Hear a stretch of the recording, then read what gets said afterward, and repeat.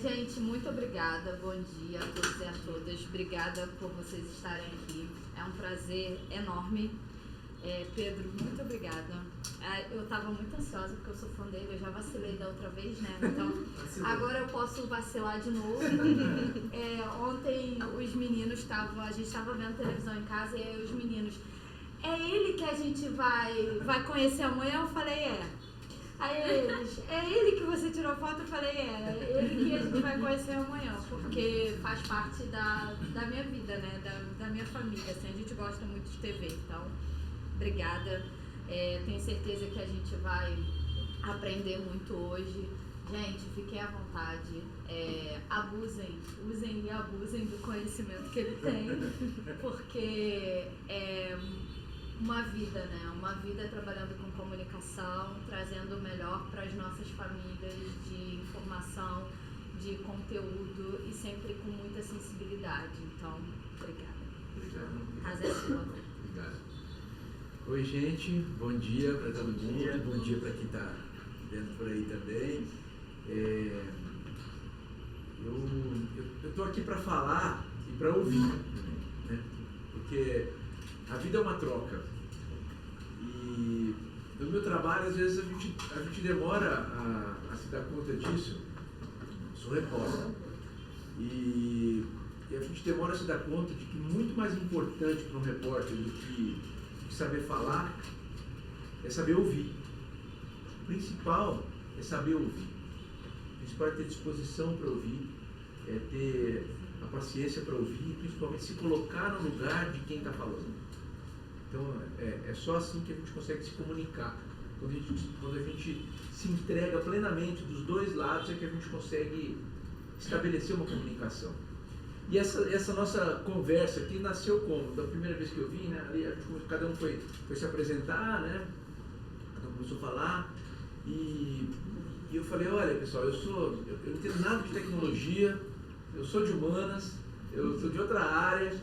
E aí naquele momento eu senti que eu já tinha colocado uma fronteira. E era uma fronteira que não existia. Porque na verdade a vida da gente é um todo. Então, ninguém é de humanas e ninguém é de exatas. Ninguém é de tecnologia, ninguém é de comunicação. A gente é um ser humano. E a gente tem que estar aberto para tudo o que atravessa o nosso caminho. Então, se a gente coloca uma fronteira, se a gente diz, olha, eu não sou daqui, essa fronteira passa a existir. E a gente colocou. A nossa mente é que criou algo que não existe. Então, olha, aqui não tem fronteira, estamos todo mundo junto aqui, ninguém quer saber quem é do quê. Então eu vim para falar que comunicação é mais ouvir do que falar. É isso. Então, tem uma história, uma vez que uma filha de um grande advogado, ela também conseguiu se tornar advogada. Uma dos advogados mais importantes do Brasil. E ela virou ali uma jovem advogada, já carregava o nome do pai, que sempre ajuda e tal, e ela chegou ainda muito jovem, ela foi falar no STF, foi fazer uma sustentação para os ministros do STF, que hoje em dia são as maiores autoridades do país. E ela chegou na porta do STF e ela começou a ficar nervosa, não sabia o que fazer, ainda muito jovem, e imediatamente ela ligou para o pai. Falei assim, pai, estou nervosa, vou ter que falar aqui para os ministros, se nunca fiz isso, e eu não sei o que fazer, estou muito nervosa, minha perna está tremendo demais, é uma coisa que está fisicamente me atrapalhando, minha perna está tremendo, não vou conseguir entrar e falar. O pai falou assim, filhinha, é muito simples, espera 20 anos aí que passa. Então, essa história é para dizer que quando a gente vai falar, todo mundo fica nervoso. Eu estou nervoso agora. Todo mundo, não tem ninguém que não fique nervoso. Porque a gente está se doando, a gente está se expondo. Então, uma conversa, isso aqui nasceu, eu falei, quando a gente começou a falar, olha, aqui tem toda uma preparação da tecnologia. Aí, de repente, a pessoa chega numa entrevista de emprego, quando vai fazer a entrevista, a pessoa pensa assim, caramba, eu treinei tanta tecnologia, eu sei tanto, mas tem um funil aqui que eu vou passar e eu não fui treinado para isso. E eu estou nervoso. Então, assim, primeiro, todo mundo está nervoso. Não tem como não ficar nervoso. É um momento especial. E o nervosismo não é ruim.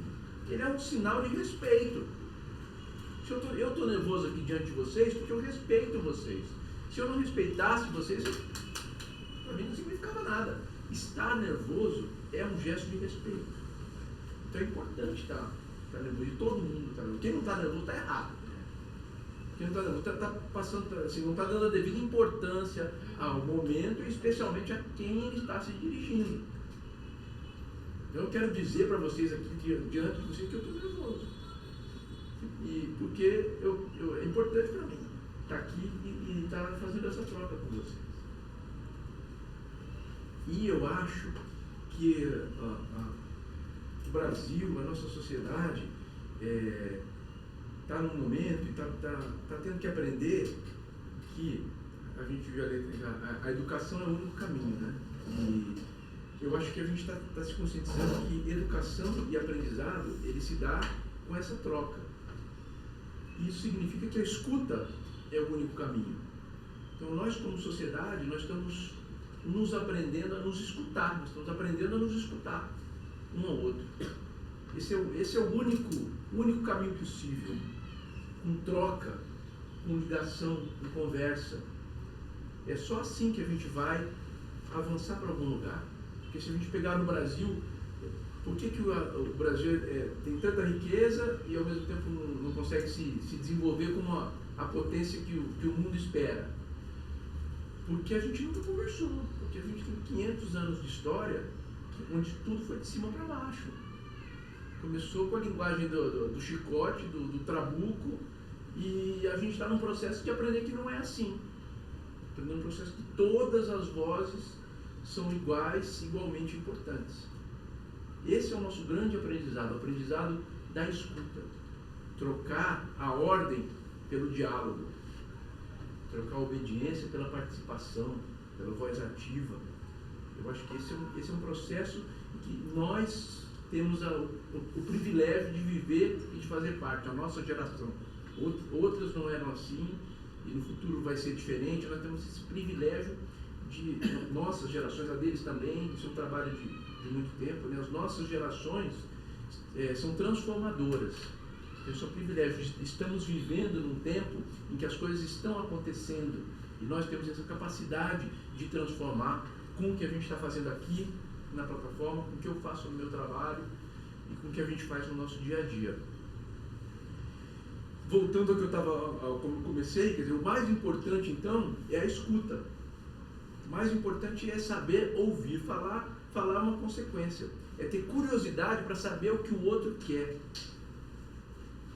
É ter tempo para ouvir o outro, sabe? Porque, às vezes a gente tem as nossas atividades no dia a dia, assim, e agora eu preciso parar, eu preciso ter tempo para ouvir o que essa pessoa vai me dizer. Isso é importante. Na nossa sociedade hoje tão frenética, obrigado. Na nossa sociedade hoje tão frenética, a gente não para. E a importância de parar, né, hoje, com tantos dispositivos à nossa disposição, são sequestradores da nossa atenção, né? Nossa atenção vai sendo sequestrada. E quando a gente mergulhou num caminho que não era o que a gente queria. A gente fez um plano, às vezes, para o nosso dia ou para a nossa próxima meia hora, e quando a gente vê a nossa próxima meia hora foi roubada. Foi sequestrada porque hoje a gente vive a economia da atenção. Então isso é o centro de tudo. Esses dispositivos todos querem roubar a nossa atenção, porque é assim que eles vão se fazendo notar no mundo, né? E a gente é que tem que parar e dizer, não, agora minha atenção, a gente tem que dominar a nossa atenção. Minha atenção agora é para ouvir uma pessoa que está na minha frente. E ainda mais hoje que a gente tem cada vez mais tela na nossa frente, tela. E a gente fala assim, não, agora eu não quero tela, agora eu vou olhar no olho de alguém. Agora eu vou olhar assim, de frente. E o olhar é tão importante quanto os olhos são tão importantes quanto os ouvidos. Olhar no olho para entender o que outra pessoa tem para nos dizer. Olhar no olho e ouvir. É um processo, né, que vai sendo feito em camadas, né? A gente vai se colocando no lugar do outro. Depois de tudo isso, depois de ouvir muito, é que vem o contato. Só depois de ouvir que a gente pode contar. E aí eu digo que ser jornalista é um privilégio muito grande, porque a gente já tem 100% de oportunidade de se colocar no lugar do outro. Porque, veja, vamos comparar com outras profissões. Por exemplo, um médico. Né? Na pandemia, né, foram profissões que foram muito importantes para todos nós, salvaram nossas vidas e fizeram a gente passar por aquilo tudo de alguma maneira e da melhor maneira possível. O médico, o coveiro, que era uma profissão tão discriminada na pandemia, as pessoas eram xingadas, né? Achando que transmitiam doenças. Então foram heróis da pandemia, essas pessoas que estavam ali na linha de frente. Agora, se a gente pegar desde o médico ao coveiro, eles são pessoas que vivem a tristeza dos outros muito de perto, eles vivem intensamente o dia a dia. Imagina o médico, era rotina para os médicos, sempre a rotina, e na pandemia era muito mais, de acompanhar a morte de pessoas morrendo na frente deles, pessoas que eles não conseguiram salvar. Como isso é pesado? Como é que a pessoa aguenta? Imagina um coveiro também, enterrando pessoas ali e vendo a tristeza das famílias. Então, se o médico, ou se o coveiro, se eles fossem chorar intensamente cada morte ali, seria impossível, é humanamente impossível. Você não conseguiria viver. É uma carga psicológica que ninguém consegue administrar. Então, essas profissões, é legítimo, elas têm o direito de construir uma certa armadura, né? Uma certa capa, para não se deixar assim, também que cada experiência atinja ela tão pessoalmente, senão ela não vai conseguir viver. Ela tem que ter um profissionalismo, tem que ter um certo distanciamento mínimo. Imagine se o coveiro fosse chorar intensamente cada pessoa que ele enterra. Não ia conseguir viver, não ia existir. É humanamente impossível exigir isso de alguém. Então as famílias estão lá, as famílias estão chorando, ele não pode chorar o tempo todo. É claro que ele tem um respeito, é claro que ele se envolve minimamente, mas se ele for chorar como a pessoa, se ele fosse colocar plenamente no lugar da outra pessoa, ele não vai conseguir viver. Agora, o jornalista é diferente. Porque eu ouvi uma história, eu vivi, e fui a um enterro hoje de uma família que está enlutada. Se eu não mergulhar intensamente, 100% naquela história, eu não consigo contar. É impossível contar. Só conta quem viveu. E para viver, você tem que mergulhar naquilo e se colocar realmente no exercício diário, de se colocar no lugar do outro. A sua palavra que você está dizendo tem que ser a palavra que você imagina que esteja na boca do outro. E aí você tem que viver o que a outra pessoa viveu. Esse exercício de se colocar no lugar do outro, eu acho que é o maior privilégio da minha profissão. E é difícil, é desgastante. É desgastante, por isso que eu não posso cobrir um enterro todo dia. Não vou aguentar. Porque quando a gente vai a um localista, a gente vive aquilo ali intensamente. A gente tem que sentir a dor da família que a família está sentindo ali. Porque senão eu não consigo contar, é uma premissa da minha profissão. Se eu não souber viver, eu não sei contar. Então, viver para contar. E eu acho que isso faz parte da vida de todo mundo. Faz parte da vida de todos nós. Viver para contar. Quando eu olho aqui nos olhos da Maiara e vejo ela falando dos direitos da maré, eu vejo que ela vive intensamente, que ela tem paixão por estar lá, pelo trabalho que ela faz, pela missão que ela tem a cumprir. Ela me fez um convite para lá, eu vi que não foi um convite formal. Ela quer que eu vá porque ela tem orgulho. E não tem nada que nos orgulhe mais do que falar de nós mesmos. Nós somos seres humanos, nós somos generosos, a gente gosta de falar do outro, a gente gosta de contar coisas que a gente viu, a gente gosta de criar redes mesmo, né? de ajudando um ao outro. Mas, como a gente é humano, a gente gosta mesmo de falar de nós. Cada um gosta de falar de si mesmo. Cada um quer vender o seu peixe. Né? Porque, claro, se eu também não vender meu peixe, ninguém vai vender para mim. Então eu tenho que saber fazer propaganda de mim mesmo. É legítimo. É legítimo que cada um de nós faça propaganda de nós mesmos. Então, quando a gente passa uma temporada aqui, vivendo a tecnologia, aprendendo sobre tecnologia, e aí de repente a gente chega no mundo, né, Guilherme? Guilherme já viveu, chegou, aí de repente você tem que, de repente, começar a falar. Poxa vida, nessa hora é que essa paixão, a paixão vem à tona, porque a paixão é uma paixão por mim mesmo, que eu adoro, a pessoa tem que ver que eu sou apaixonado por mim mesmo. Se eu não for apaixonado por mim mesmo, ninguém vai ser. Tem a mãe, mas assim, a gente tem que defender o que a gente sabe. Então eu acho que quando a gente chega para, depois de passar pelo que a gente passa por aqui, pelo aprendizado todo na plataforma, e chega para falar com alguém, o que tem que estar nos nossos olhos, principalmente, é essa paixão. Olha, eu vivi aquilo, eu passei por um aprendizado, porque eu acredito no que eu fiz. Eu sou apaixonado por isso. Eu acho que isso pode transformar a realidade das outras pessoas de alguma maneira. Eu quero fazer diferença no mundo. Eu estou aqui para me comunicar.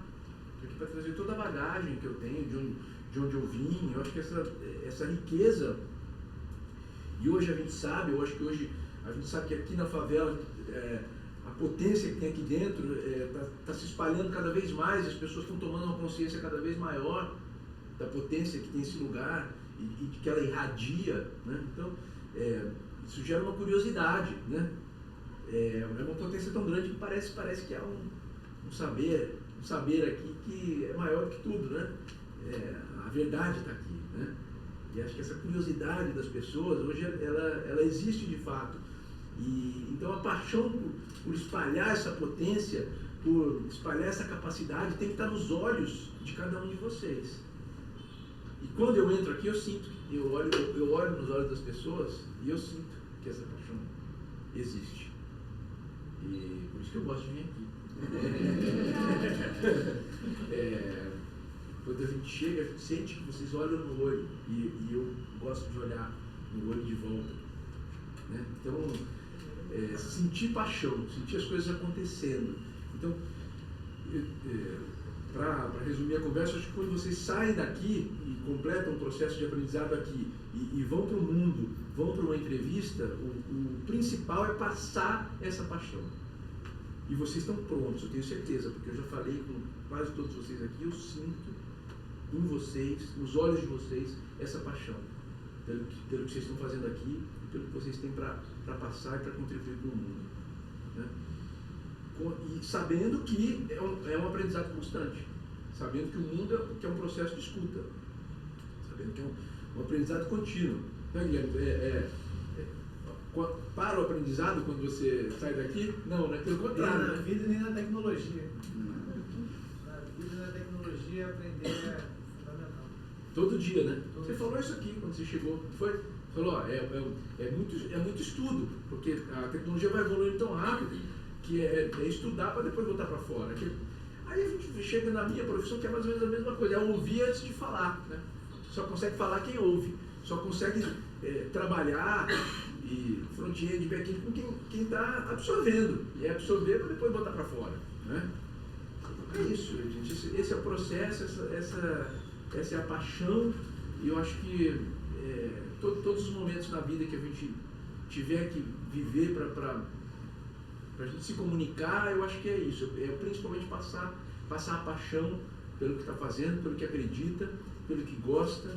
E quando a gente está numa conversa, seja um a um, seja numa entrevista de trabalho, que tenha você mais algumas pessoas, ou você na frente de alguém, você na frente de alguém da sua família, ou você na frente de muitas pessoas, como eu estou agora, eu acho que o importante é paixão, é ter paixão, é falar de paixão e viver com paixão. Oi. São 3 perguntas. A primeira, você falando da história da menina lá no Citran, hoje, com a experiência que você tem, você ainda se sente como se começasse no início da sua carreira? Não. Ou você já está mais experiente? Muito boa pergunta, porque como a história, como o advogado, o pai dela falou, 20 anos fazem diferença. Mas olha, demora uns 20 anos. Demora uns 20 anos. Para passar 20 anos, demora 20 anos. Então, assim, é um processo, entendeu? A gente vai se sentindo mais seguro de pouquinho em pouquinho. Aí chega um momento da vida que você fala, agora eu já estou administrando, né? Assim, mas leva tempo. Leva tempo, é sempre. Porque é um sinal de respeito. E não é porque você está encarando aquilo como se fosse rotina. Eu, por exemplo, eu faço muitas entradas ao vivo, né? Na televisão. E são milhões de pessoas. Né? E eu sempre fiquei. Tem um jeito meio. Eu comecei a trabalhar no rádio. Hoje em dia, rádio tem câmera, né? No meu tempo não tinha câmera, no meu tempo rádio era só falar. E quando eu me vi na frente de uma câmera, para mim foi uma coisa que me intimidou demais. E talvez por isso que eu falei aqui de olhar no olho, eu sempre fiquei muito mais à vontade falando para pessoas, até para multidões maiores, assim, sempre fiquei mais à vontade falando para gente que eu podia olhar no olho do que para uma câmera. Quando eu vi aquela coisa de vidro, aquele olho imenso, assim, olhando para mim, eu fiquei muito intimidado. Foi um processo particularmente muito difícil para mim. Falar sem olhar no olho de alguém é muito difícil. Então o coração acelera. Eu já tenho quase 30 anos, então depois de 20 anos... Depois de 20 passa mais rápido. Passa mais rápido, acelera o tempo. Eu queria que você falasse também da parte assim, que você falou da rádio, como foi a transição da rádio para a televisão e agora com a rede social. Então, porque assim, a televisão é uma coisa, mesmo que você faça entrada ao vivo, você já sabe o que você vai falar. E aí, agora tem a rede social. Como é que fazer essas transições, assim, passar por essas transições? Porque a gente é de uma geração que a gente pegou toda a evolução da tecnologia. Sim.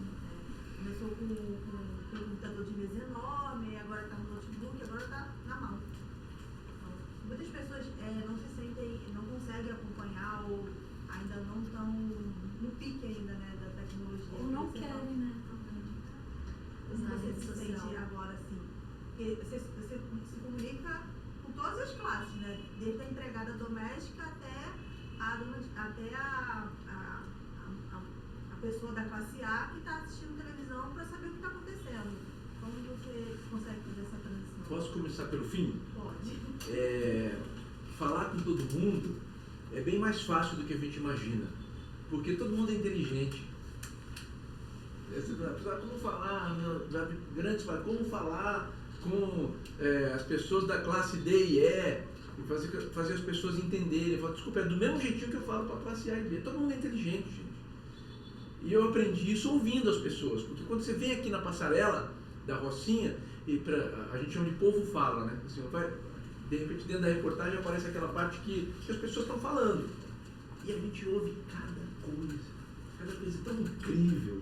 É um problema comum, pode ser o problema do ônibus, pode ser o problema do lixo, mas as pessoas têm ideias tão incríveis e têm opinião articulada sobre tudo. As pessoas são muito inteligentes. O brasileiro, principalmente, tem o brasileiro tem um dom de se comunicar naturalmente, né? Então é fácil falar para todo mundo, porque todo mundo é inteligente. Não tem segredo, gente. É só falar normalmente. Falando normalmente, você fala para todo mundo. Todo mundo entende as coisas, todo mundo tem um pensamento sobre as coisas. Então, é uma visão meio assim, de cima para baixo. Achar que, como é que fala para todo mundo? Fala para todo mundo falando porque as pessoas entendem. As pessoas são inteligentes, as pessoas... E eu aprendi isso quando eu ouvi as pessoas. Falei, nossa, mas não tem segredo falar para todo mundo. Todo mundo sabe das coisas. Então, aí agora voltando para o começo, né? As técnicas, né? É um aprendizado realmente, porque está tudo mudando muito rápido, né? A gente é de uma geração, como eu falei, que a gente tem o privilégio de ser uma gerações, né, transformadoras para o nosso país. A gente vive uma transformação na tecnologia que nunca houve na história da humanidade, com essa velocidade. Um jovem de 15 anos é diferente de uma criança de 10, uma criança de 5, outra relação. Meu filho mais velho tem 17, ele já não mexe com a mesma facilidade do que um garoto de 6, 7. Uma tela, aquela coisa, isso muda muito rápido. Então é um aprendizado. Por um lado, a história, no começo, meio e fim, não foi abolida e não vai ser abolida nunca. Então tudo é contar a história. Tudo é contar a história. Então o processo de contar a história não muda. Né? A gente, começo, meio e fim, porque é uma coisa muito curiosa, né, que os estudiosos das palavras e da linguagem, o que eles descobriram e a ciência acha hoje, que não foi que a gente não conta história porque a gente sabe falar, ou escrever, ou se comunicar. A gente se comunica, a gente fala porque a gente sabia contar história, a gente tinha necessidade de contar história. É assim que o cérebro humano funciona. Primeiro, o ser humano foi organizando a realidade, né? Aqui começa assim, vai assim. Depois que a palavra foi um instrumento para ele botar isso para fora. As histórias estão dentro da gente antes da gente aprender a falar. Falar é uma consequência. O principal é a história. A história está sempre dentro da gente. Então, assim, a história com começo, meio e fim não vai ser abolida porque ela está antes de tudo, né? Agora, é difícil realmente se adaptar. A linguagem, só falar é uma coisa, falar paradinho na frente de uma câmera é outra coisa. E tá hoje o tempo todo, agora nas Olimpíadas, foi muito engraçado. Tem um companheiro meu de trabalho que é meu grande amigo também, que é o Marcelo Barreto, né? E ele fazia no programa dele, ele tinha uma espécie de um blog, né? Então ele ia o dia inteiro, ele ia filmando aquilo. Então, quando eu vi o Barreto, eu ficou...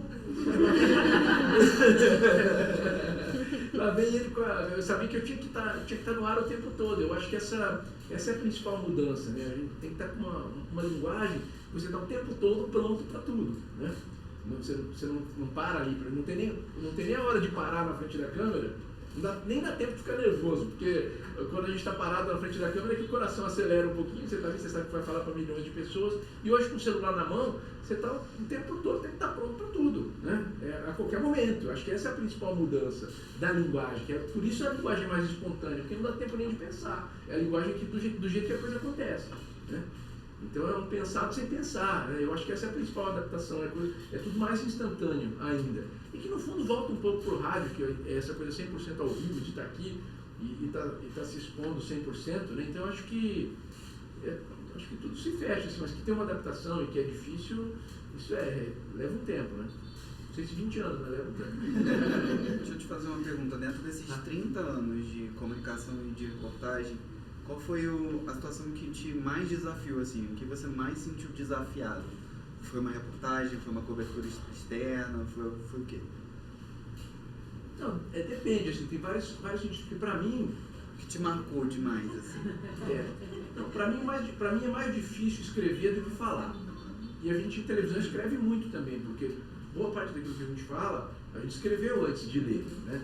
Então, a gente escreve um texto para ser lido. Não é nem aquela linguagem escrita de jornal. É um estudo, você faz um estudo. Aí você faz o texto, e escrever é mais difícil do que falar ao vivo, né? Então sempre que eu vou... Agora nas Olimpíadas, por exemplo, eu fiz o último texto do Fantástico que encerrou as Olimpíadas. Então eu tive que fazer um resumo das Olimpíadas, de tudo que eu achei, de tudo que eu vivi durante 2 semanas, né? De tudo que eu e o mundo viveram. Então isso me desafia muito, é muito difícil, assim, né? Quando eu começo assim, eu acho que eu não vou conseguir. Aí vai saindo assim, aos poucos, falando, nossa, que missão, que responsabilidade, eu tenho que pensar agora e resumir 2 semanas aqui num texto de 3, 4 minutos. Então, para mim, isso me desafia muito, escrever. Agora, tem o desafio também do dia a dia, o desafio físico, né? Assim, de passar medo, talvez. Eu não sei que sentido que você perguntou, mas acho que é isso também, né? Sim. O que foi mais difícil de fazer. As piores situações que eu passei na minha vida, e foram umas 3 piores situações, assim, foi briga de torcida. Piores. Não é do Vasco, não. Piores. Aí a última foi do Vasco.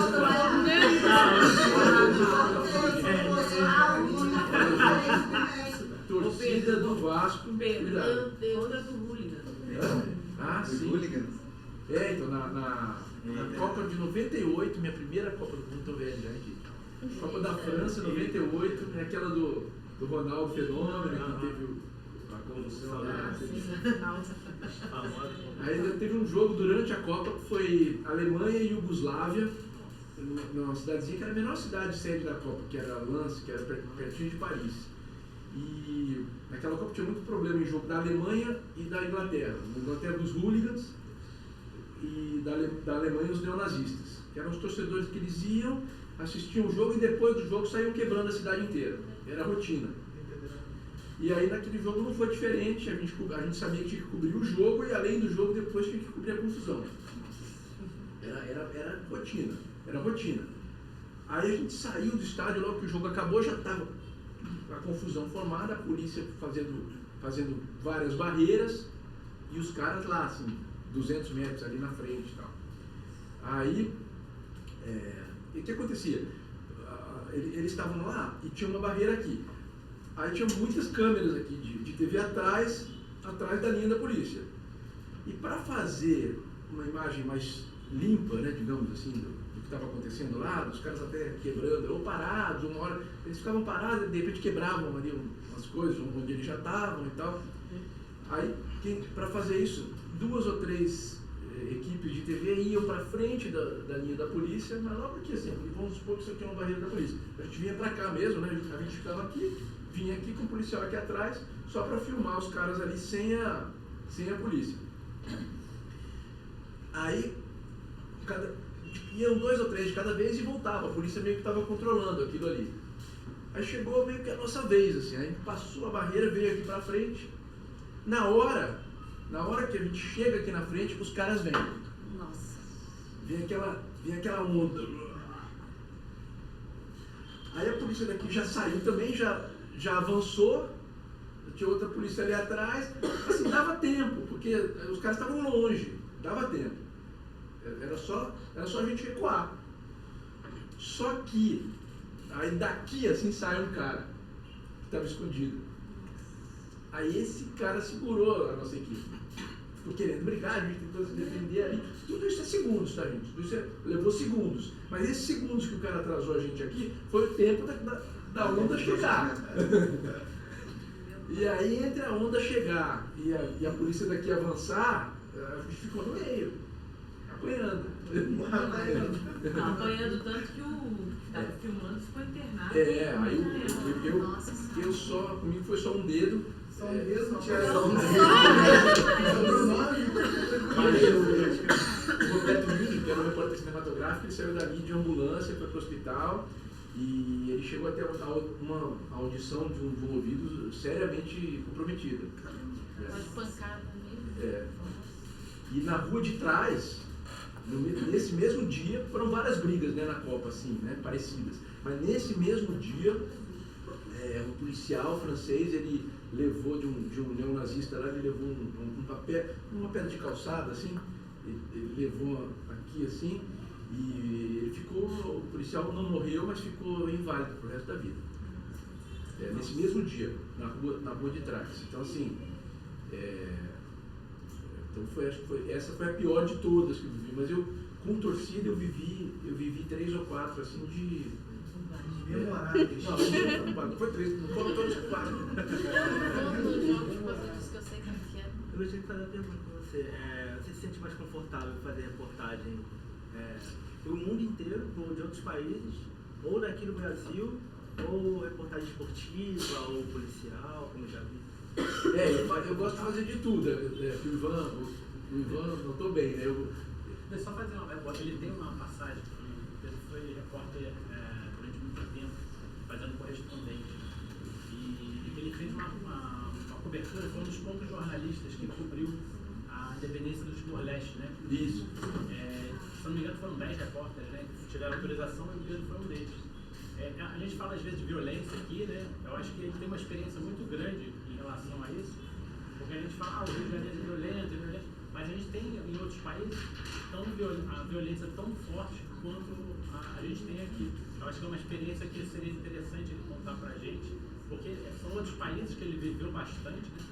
E é uma experiência bem... 10 repórteres só puderam cobrir independência desse país, que é um país bem sofrido. Isso. Tem tudo a ver uma coisa com a outra que vocês falaram, porque, e com o que eu acabei de falar também, por que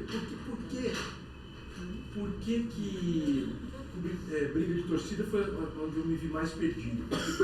Porque dentro das violências que a gente vive, geralmente os confrontos eles têm mais regras, assim, você consegue entender ele um pouco. E briga de torcida é o caos completo, instalado numa multidão. Não tem regra nenhuma ali. Eu falei, sai uma pessoa daqui. Então ali é um meio que a gente se vê completamente perdido. Não tem pra onde correr. Então, você se sente realmente perdido e à mercê da sorte, da proteção divina, né, do que tiver ali, porque é uma situação realmente de caos completo, porque é todo mundo contra todo mundo, uma massa desorganizada em fúria. Então não tem regra nenhuma. Qualquer situação de violência tem mínimas regras, né? Até a guerra tem regras, né? Tem leis. Tudo tem regras, mais ou menos assim. Claro que morrem jornalistas em guerras também, mas são situações que você mais ou menos consegue prever. E numa briga de torcida você não prevê nada. Então foi uma das vezes que eu fiquei com mais medo de morrer mesmo. E no Timor-Leste, no Timor foi... que ano foi aquilo? 2000 e... Enfim, depois eu lembro a data exata. Mas Qual a data? Do Timor-Leste. Aí... Timor-Leste foi 2000. É que eu voltei algumas vezes lá. 2007. Eu voltei algumas vezes lá. O Timor, só para quem não lembra direito, o Timor é uma ilha. Ela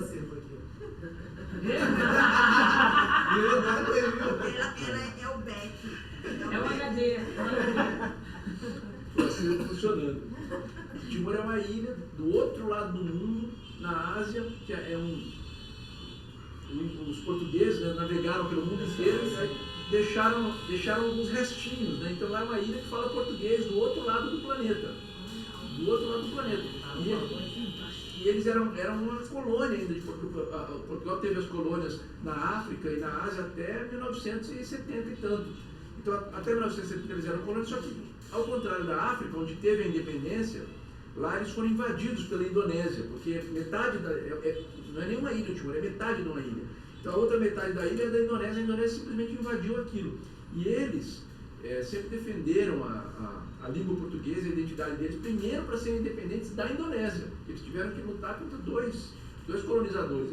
Enquanto os outros países estavam se livrando da colonização portuguesa, eles de repente arrumaram um outro colonizador.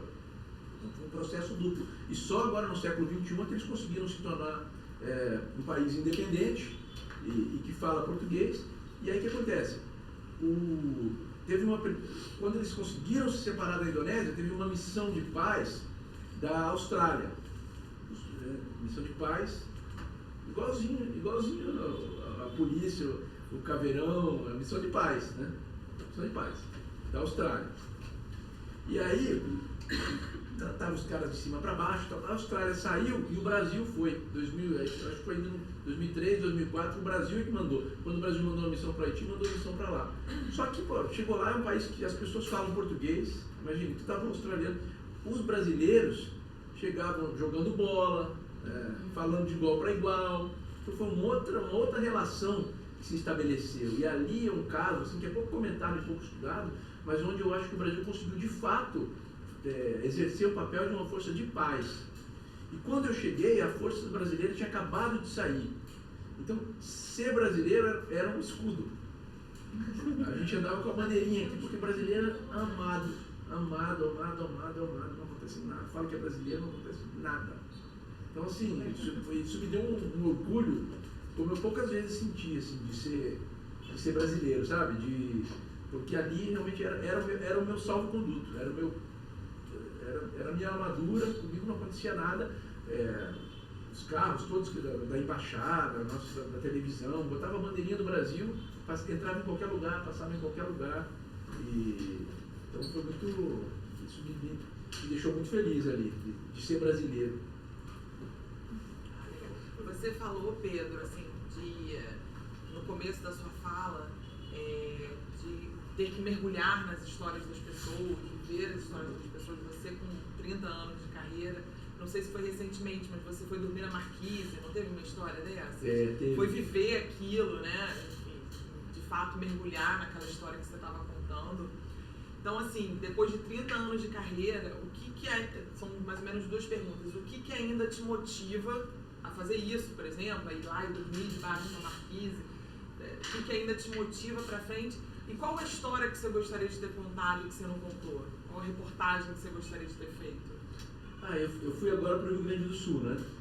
E vi coisas lá que eu não imaginava que existissem, que pudesse acontecer, assim, porque a gente já cobriu muito, eu já cobri muita enchente na vida, né? E aí tem enchente da lama, que você precisa de um carro 4x4 para entrar nos lugares. Tem enchente da pedra, do deslizamento. E lá, o que eu vi na minha frente foi uma massa de água que era inacreditável. Assim, era uma enchente que era enchente do barco. Você só chegava de barco nos lugares para socorrer as pessoas, porque era água. E a gente conta aqui no Rio, e as pessoas acham que a gente está exagerando, que é mentira, que é exagero. Imagina, por exemplo, vamos pegar uma área central aqui que todo mundo conhece mais, imagina a Baía de Guanabara subindo, inundando a Avenida Rio Branco inteira, água até a Cinelândia. Essa foi a extensão da enchente lá. E foi exatamente no centro de Porto Alegre, que é um pouco menor do que o centro do Rio. Mas vocês imaginem isso. Foi isso que aconteceu lá. Olha o tamanho da coisa. A água vindo lá da Praça Mauá e ocupando 17 quarteirões, não aqui na Canela. Alto, né? No segundo andar. Teve pontos que chegou O em segundo- 6 metros. É inacreditável. A água ali inundou no centro 17 quadras para dentro. Assim, foi algo de uma dimensão, por isso que demorou tanto tempo para baixar, demorou meses para baixar, porque era muita água, uma dimensão que a gente não consegue às vezes. E aí eu fui fazer um Globo Repórter lá e eu queria ter passado uma noite dormindo num abrigo, uma matéria que eu queria ter feito lá, e que acabou não dando certo por várias razões, aí, por causa de tempo, né?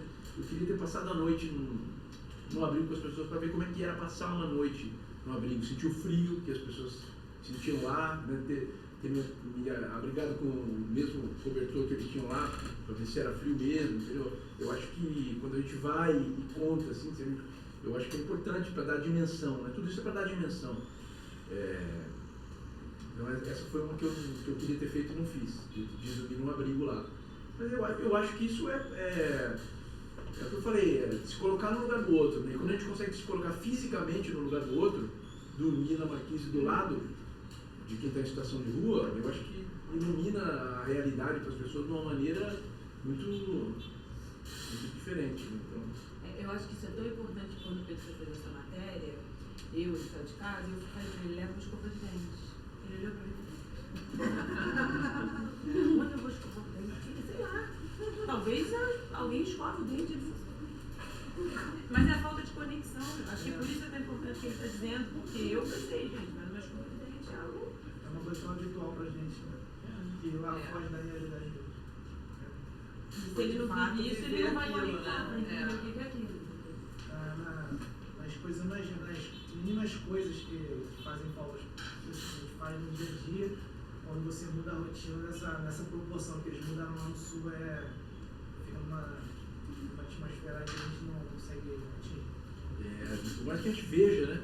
Então, por isso que esse testemunho assim, é tão importante, né? E esses impactos assim mudam a vida da pessoa. Porque, por exemplo, eu já passei por algumas enchentes, porque eu moro em Nova Iguaçu. Então todo verão é a mesma história. E a minha companheira, ela é da Maré. Na Maré tem enchente, mas assim, não tão elevada igual a Baixada Fluminense.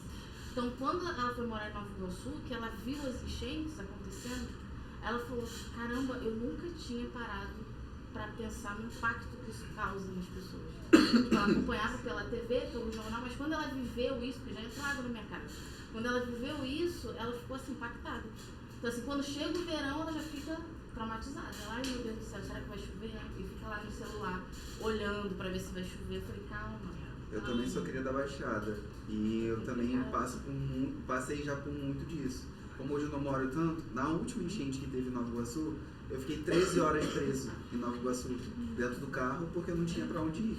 E não tinha como passar, não tinha como sair, não tinha nada. Eu fiquei 13 horas preso dentro do carro, né? Imagina todas as outras pessoas que estavam. E eu acabei parando no shopping da Pedreira. E assim, essa sensação, né, de que você via idosos deitados no chão, criança de colo no chão, porque não tinham o que fazer, não tinha como sair.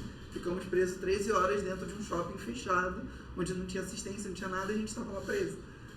E isso é muito, muito diferente. E quando a gente fala dessa experiência, e ela estava compartilhando até mesmo de registro, eu tô com um desafio novo agora, e a Ale sabe, que eu recebi uma proposta para fazer letramento digital numa aldeia indígena, lá em Rondônia, dos Paeté Suruí. E você estava falando da escova de dente, estava falando e tal, e eu falei, cara, eu não estou minimamente preparado porque eu vou até lá, porque só para chegar lá são 24 horas de viagem. São 24 horas de viagem, porque não tem aeroporto perto. Você tem que ir para a capital, da capital você pegar um barco, depois você ir para outro lugar para você chegar lá onde você tem que chegar. E assim, essa aproximação eu acho que é muito importante, sabe? E eu ouvi você falar disso, eu acho que até mesmo acrescenta para mim no sentido de pensar o que eu vou passar, o que eu vou viver ali, né? E obviamente fazer os registros. Mas só para concluir aqui, mas é um pouco isso que eu falei aqui, né? Você vai chegar lá e assim, você vai chegar só para ouvir primeiro, né? Ouvir bastante, ouvir, depois você vai conseguir passar o seu letramento, porque senão você não sabe nem de que base você vai partir. Não é isso? É ouvir, chega lá só ouvir, né? Depois fala.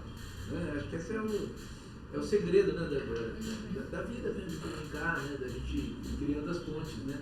Será que as pessoas usam escova de dente? Bom, claro que usa, todo mundo aqui usa. Ou não, aqui é outra tradição, a gente não usa, não sei. Pode pegar água, né? Fica zerado, né? Fica zerado. Exatamente. Vive uma outra realidade.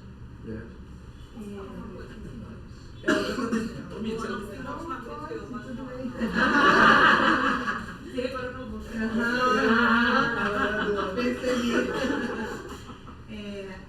Trazendo um recorte da nossa conversa inicial, ela falou de acervo, enquanto você falava, eu lembrei, sei lá porquê, do primeiro The Voice Brasil, em que a vencedora foi a Ellen Oléria, e na primeira batalha dela, com Maria Cristina, Carlinhos Brown a escolheu falando o seguinte, a voz dela é muito potente, muito.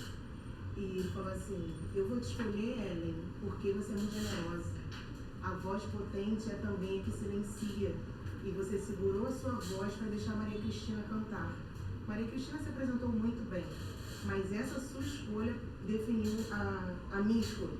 E você silencia, você fala o tempo inteiro que a fala ela é o que é por conta da nossa disponibilidade de escutar.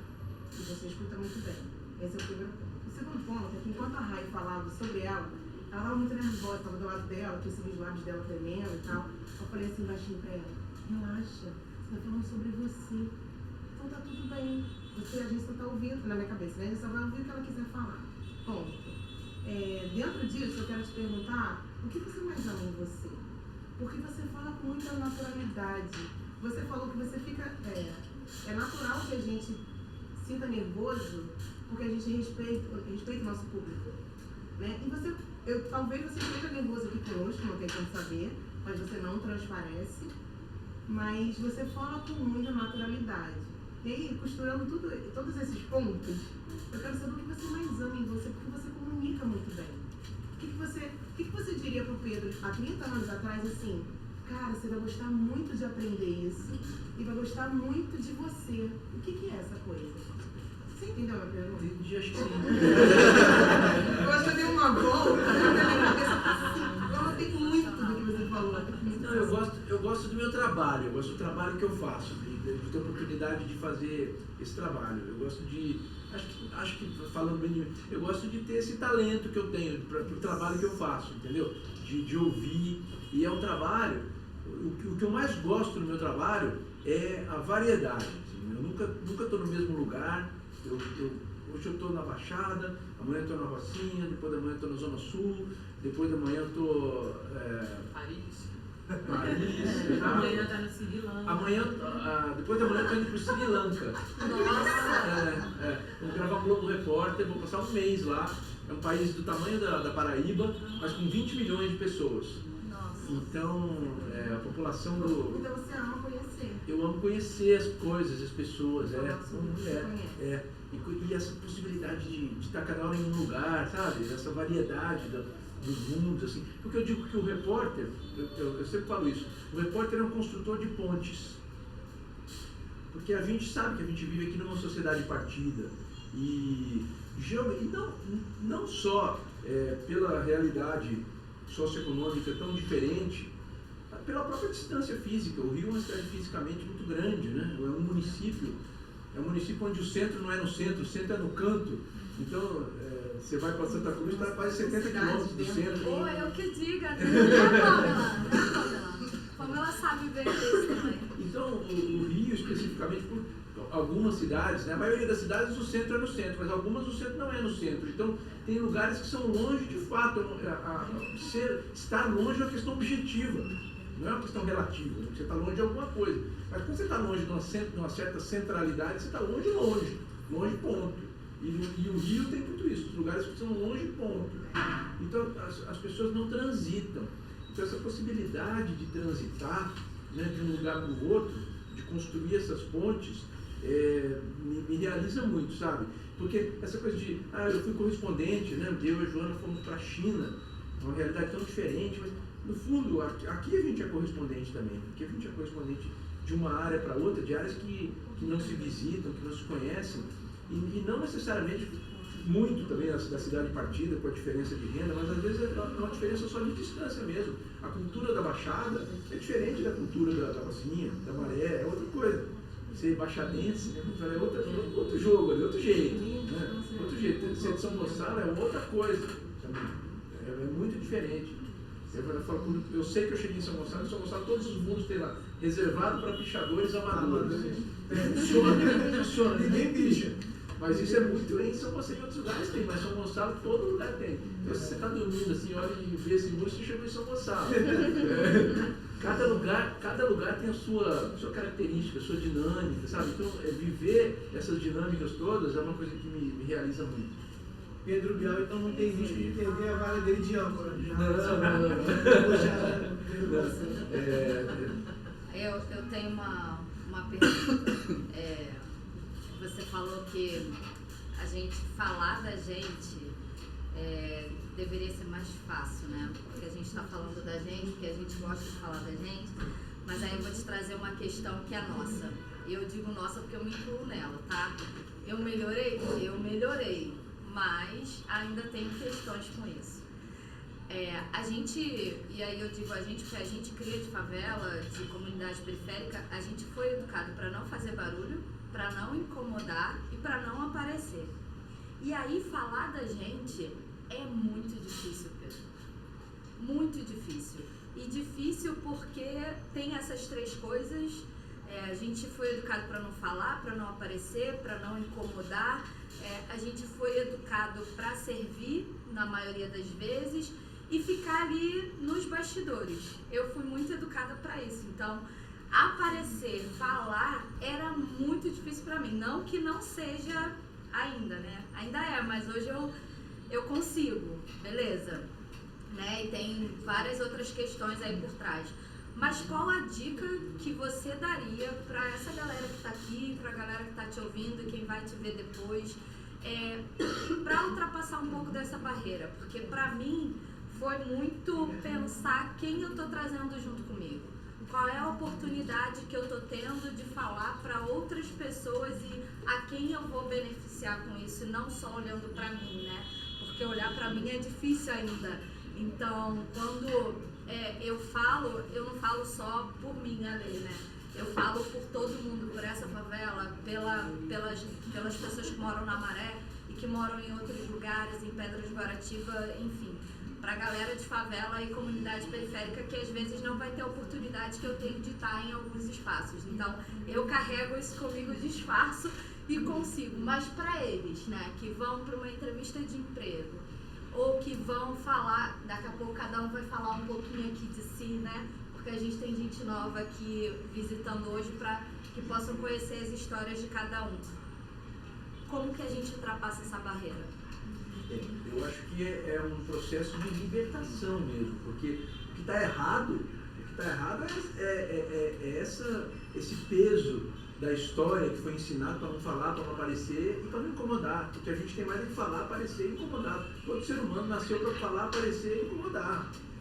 Então, não falar, não aparecer e incomodar está errado. Tem que falar, tem que aparecer. E é sempre um paradoxo, né? Porque, de fato, socialmente, o peso da nossa história impunha um silêncio, né? Impunha um silêncio à favela. E agora, quando a favela fala, seja com samba, que já é mais antigo, seja hoje com o funk, com o hip hop, com a cultura, quando a favela fala, todo mundo para ouvir, e todo mundo se encanta, todo mundo acha maravilhoso. Então assim, você não pode falar, mas quando você fala, eu adoro. Né?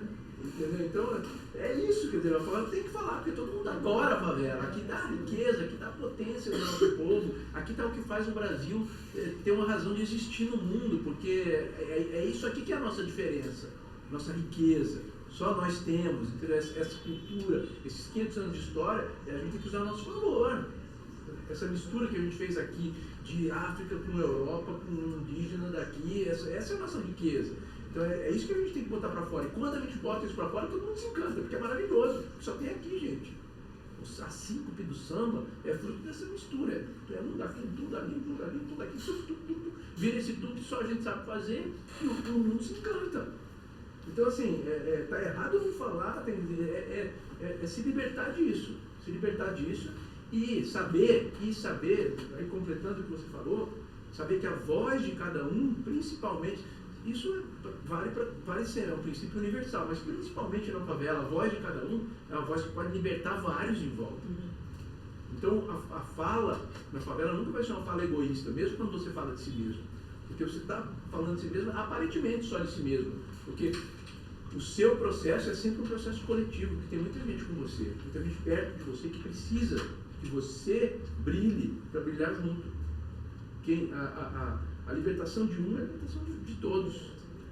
Entendeu? Então, aí que não tem que ter vergonha de falar de si mesmo, tem que falar com o maior orgulho mesmo, falar de mim, do meu valor, né? E saber que as pessoas querem escutar. E sempre que a favela fala, todo mundo se encanta.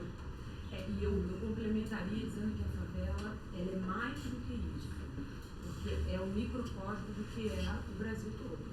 Então, na favela também tem, porque para a gente não ficar com o estereótipo de que a favela é um perfil X. A favela é qualquer perfil, porque ela é exatamente o que tem também nos outros lugares.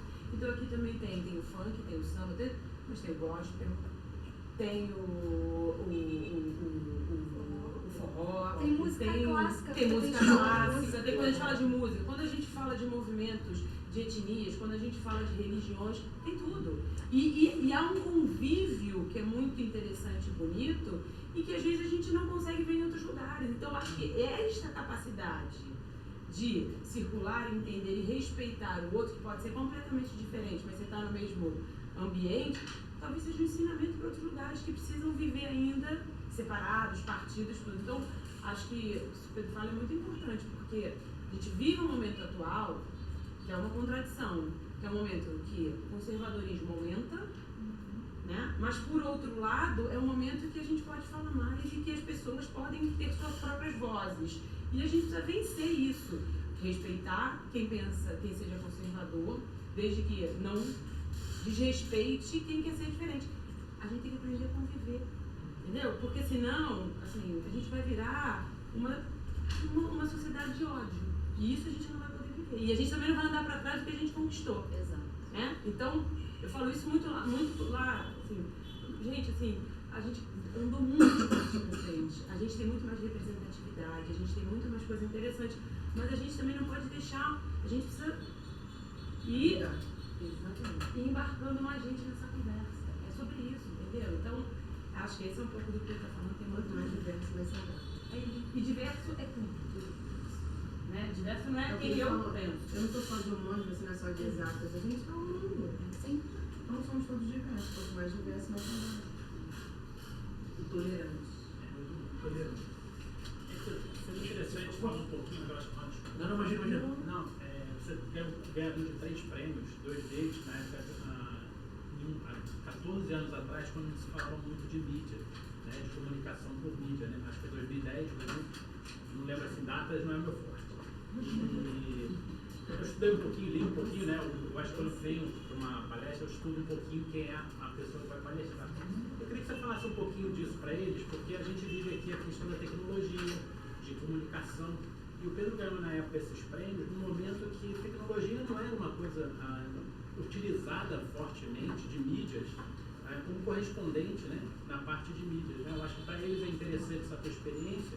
E tem uma que é mais folclórica, que parece que você foi para um lugar, acho que foi na China, né?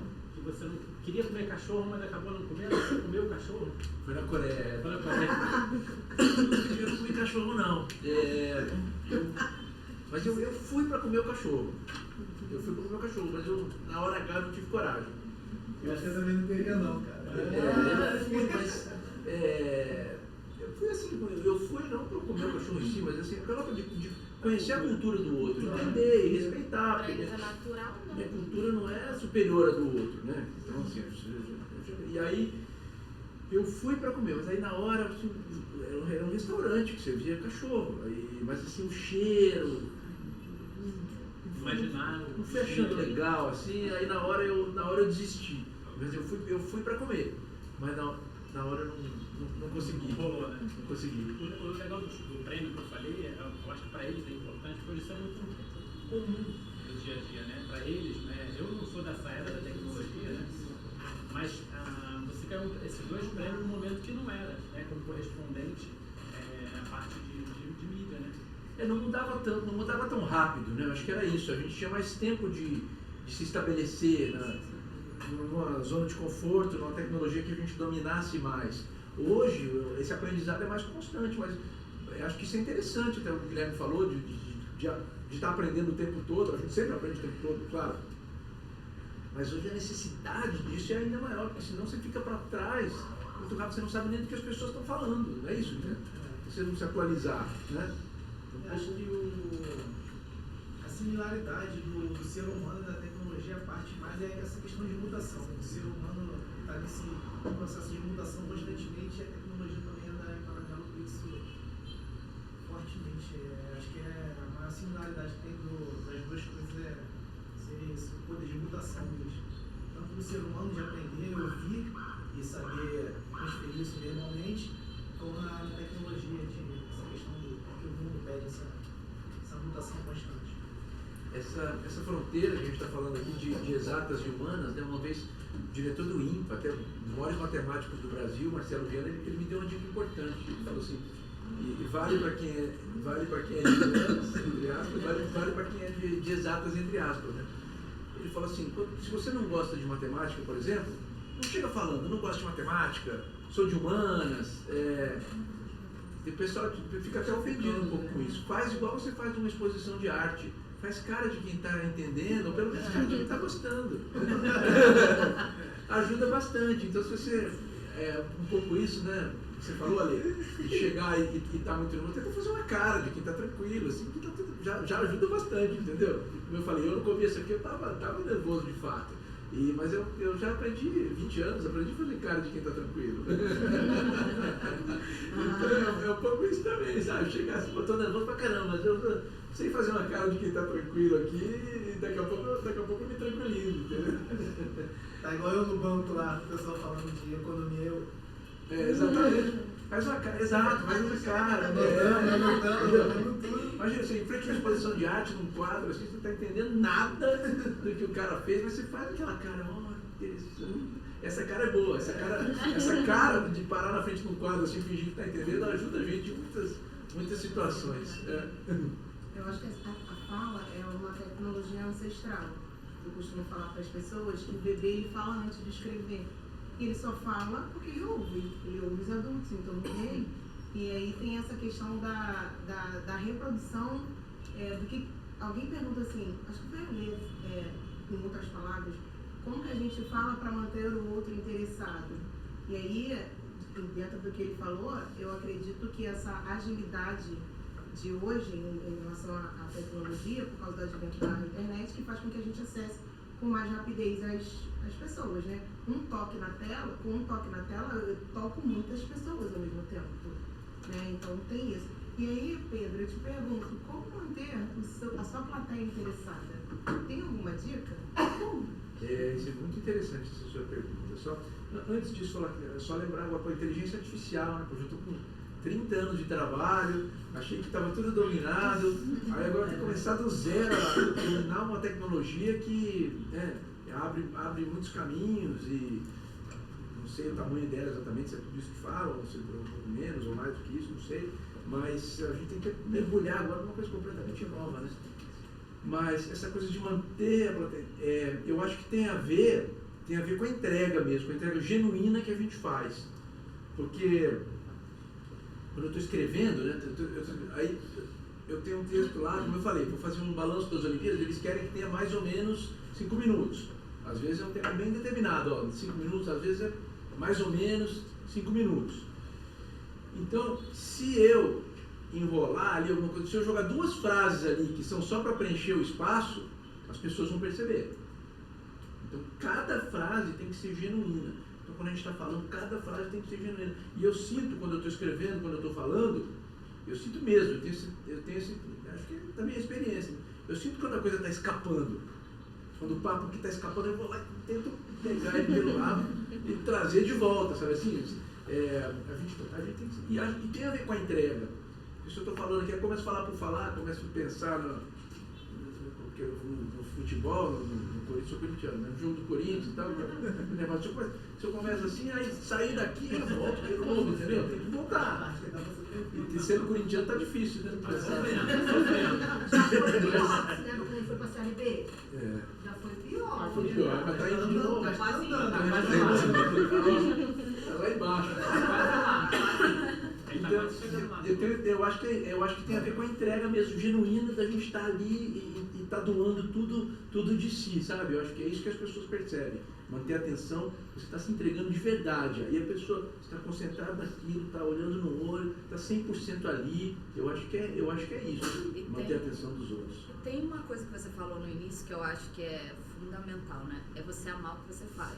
Sim. Né? Porque quando você ama o que você faz, você não vai tatear muito para falar sobre aquilo que você ama, né? Você vai falar com paixão, as pessoas vão ver no seu olhar. Quando a Mayara te chama para ir na Rede da Maré, tem paixão no olhar dela porque ela faz o que ela ama, né?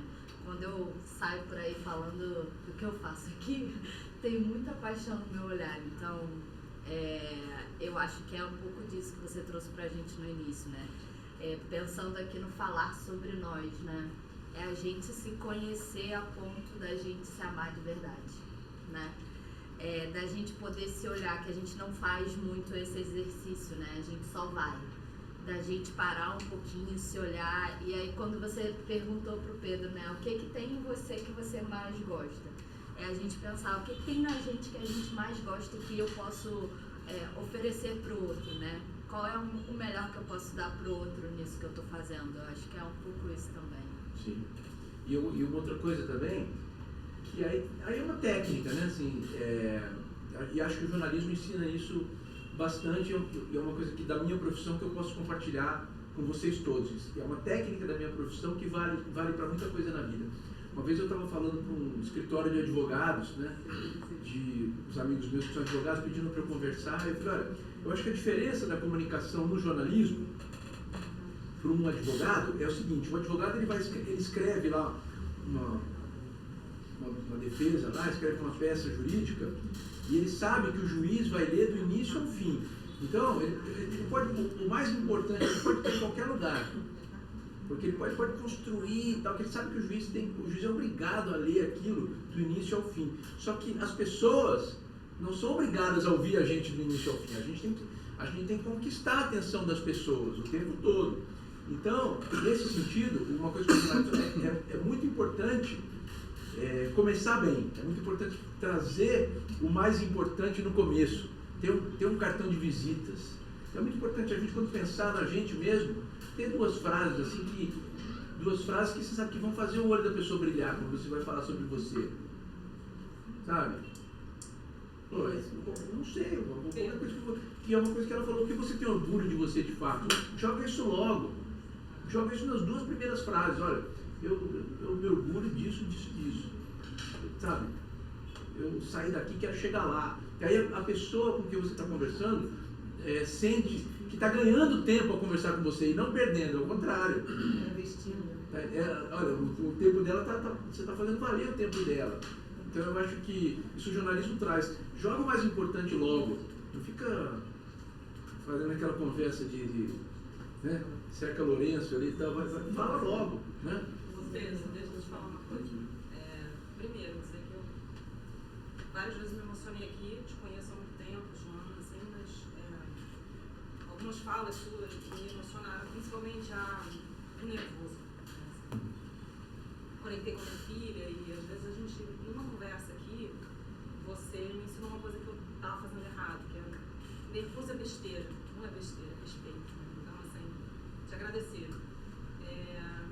Porque você me ensinou. Segundo, levantar um ponto aqui que eu nunca vi ninguém pegar no celular aqui, ninguém pegou. Então você realmente fez a gente viajar no que você está falando. Né? Assim. E olha que a galera é da tecnologia, né? Eu acho que até a Rai parou um pouco, todo mundo parou. Que você realmente emociona quando fala, né? A gente sabe, porque a gente acompanha você na TV. E uma coisa que eu estou pra falar de você há muito tempo, o meu pai é muito seu fã. Que bom que não sou só eu que vacilo. Meu pai, eu sou fã dos dois, né? Dá pra saber por quê, né? Joana e Pedro, assim. Mas eu me emociono até falar, porque o meu pai me manda todos os seus textos. E ele lê profundamente seus textos. Ele falou assim, a Joana só podia estar casada com ele, só podia estar casada com a Joana. E vocês não conhecem bem o meu pai. Então é uma coisa que ele conhece muito bem vocês. Acho que todo mundo aqui conhece muito bem você. Só que você não conhece a gente. Então eu achei obrigada, assim, que você trouxe pra mim e pra galera, assim, sabe? E é isso, queria Mas eu acho que tem uma provocação. Esse trago, né? Não, e assim, eu trouxe, porque assim, eu marcou e eu falei, não vou conseguir, não sei o que e tal. E eu falei pro Nori, pro João, eu falei, eu nunca vi um Pedro falar assim. Mas deixa eu só falar uma coisa que eu acho importante aqui. Você vai me provocar, Júlio, só para entender. Já conheço, mano. O olhar dela foi ótimo. Eu acho que não. Não, aí eu acho que a gente tem uma. Ele é o poeta e eu sou a coisa da família aqui. Vamos lá. Vamos transformar isso aqui também numa coisa, até porque tem gente ouvindo e tudo. Eu entendo do nervoso, todo mundo fica nervoso, todo mundo tem que revelar, mas uma dica técnica. Não, você falou aqui uma boa dica para conter a audiência. Mas aqui, vou entrar numa entrevista de trabalho. Não sei o que me espera do outro lado, não sei que audiência é essa do outro lado, né? Pode ser um cara super humano, que está a fim de entender que eu não falo inglês, que eu tenho dificuldades aqui, mas pode ser um cara e que ele quer só saber o seguinte, eu tenho que dar meu resultado, quem é que vai entrar para trabalhar aqui? 5 minutos, vamos lá. Qual é a dica que você dá o seguinte... Porque vai ter que controlar esse nervosismo. Não vai poder ficar 20 anos parado na porta do STF. O que faz? O que faz quando chega ali e fala assim, vou encarar a fera, né? O que eu, assim, me preparo antes, estudo, até falo sobre estudo, me preparo, escolho as palavras, penso num texto e reproduzo, não falo com cor. Porque uma coisa é quando a gente está num papo que tem tempo. Mas às vezes você vai ter 5 minutos para dar. Então assim, qual é a dica para ele? Jogou essa pergunta, excelente.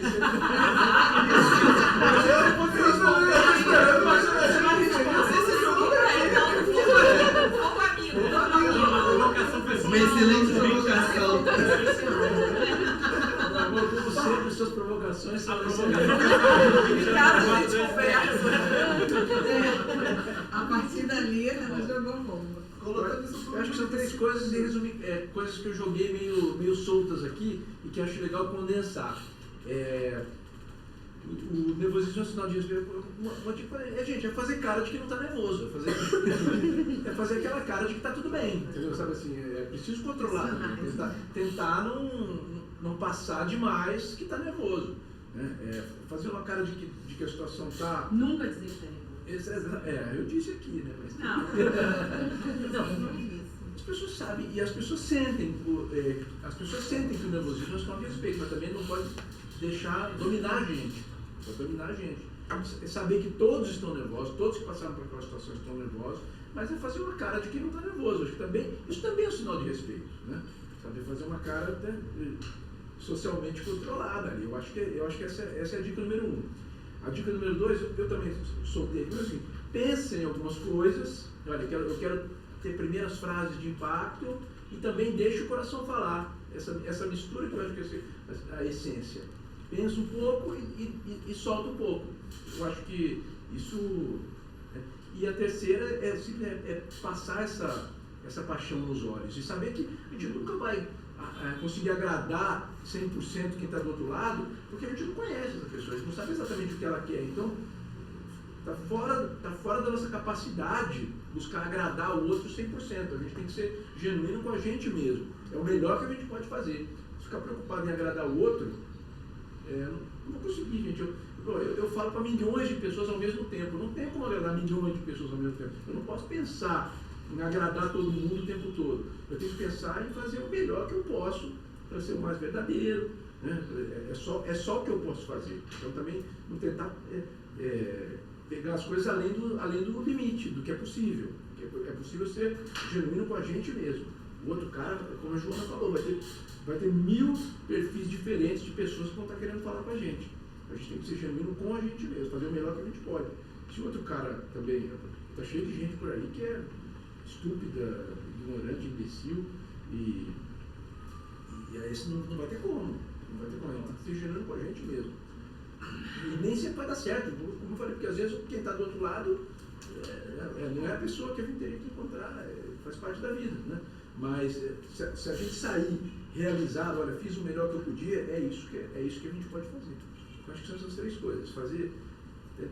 Tentar se controlar, eu acho que é isso. Acho que essa primeira, a respiração é uma coisa muito a favor, né? A pessoa pergunta, a gente quando está nervoso, sai falando. Respira. O tempo que você respira, são 5 segundos. O seu pensamento acelera e você faz aquela coisa do suspiro, né? Então, gente, você ganhou, o seu cérebro é muito mais rápido do que o seu movimento, você ganhou aí uma capacidade para você organizar a sua cabeça e ver assim, olhar naquele olho e entender o que ele está querendo que eu diga, mas que tem a minha verdade, mas que eu vou falar melhor. Então, esquece, isso é uma coisa que quando a gente está nervoso a gente não respira, né? A gente atropela, né? Só nesse primeiro acho que isso é uma... Pensar, então, quando eu falei, e essa coisa de misturar pensar com espontaneidade, né? É pensar no principal, eu acho. Olha, tem 3 coisas que eu quero falar. Você não consegue também memorizar muito mais do que isso e tentar decorar um discurso, não vai ser legal. Se tentar pensar em 20 coisas para falar, você não vai conseguir. Vai pensar em 3. E 3 coisas sobre mim. Uma delas eu quero falar logo de cara, porque eu acho que fala muito do que eu sou e, sabe, eu atrair a atenção de quem está falando comigo. Eu acho que esse é o principal. E o que vai preenchendo isso é o que você é. Eu estou soltando fogos aqui, não é o que é. Porque ela falou assim, ninguém mexeu no celular. Mentira, eu mexi o tempo todo, eu não tenho muita coisa. Eu quero agradecer também, né, o que você falou, a Alê, na pessoa do Guilherme, que é meu amigo, me convidou para estar aqui, porque eu estudei retórica.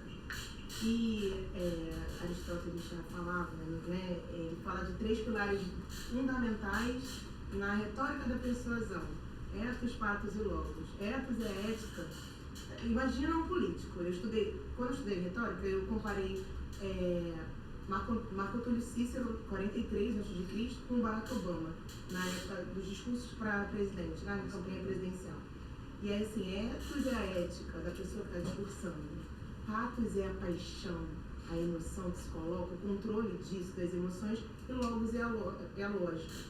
E aí está nesse lugar aqui, que fala de tecnologia, pensando em Cícero, lá em 43 a.C., como que a gente não...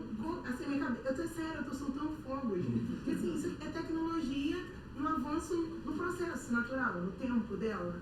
E é muito legal ver você falando e demonstrando que isso funciona hoje.